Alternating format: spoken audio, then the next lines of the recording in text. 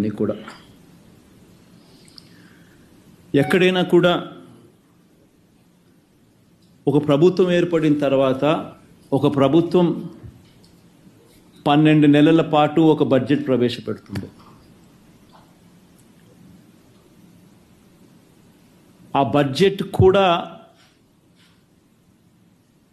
7 నెలలు 12 నెలల కాలంలో ఏకంగా 7 నెలలు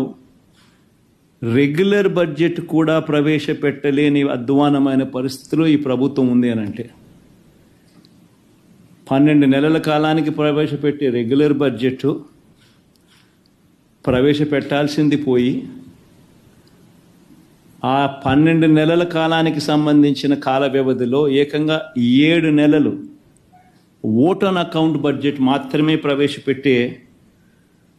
అధ్వానమైన పరిస్థితిలో ఈరోజు రాష్ట్రం ఉంది అని అంటే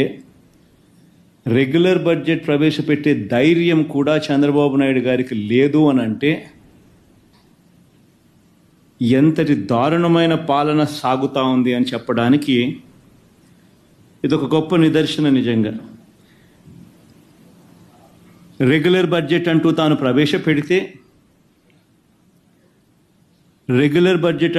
ప్రవేశపెడితే ఆ రెగ్యులర్ బడ్జెట్ ప్రవేశపెట్టేసరికి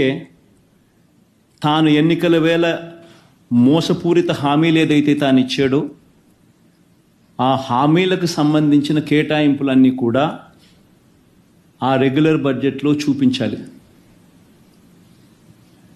ఆ రెగ్యులర్ బడ్జెట్లో తాను సూపర్ 6 అంటూ సూపర్ 10 అంటూ తాను చేసిన ఆ మోసపూరిత హామీలకు సంబంధించిన కేటాయింపులు బడ్జెట్లో కనపడకపోతే ప్రజలు రోడ్డు మీదకి వస్తారని ప్రజలు గలం విప్పుతారని అని చెప్పి ఏకంగా ఆ పరిస్థితి రాకూడదు అని తాను రెగ్యులర్ బడ్జెట్ ప్రవేశపెడితే ఆ రెగ్యులర్ బడ్జెట్లో volume 6 volume 5 which talks about రాష్ట్రానికి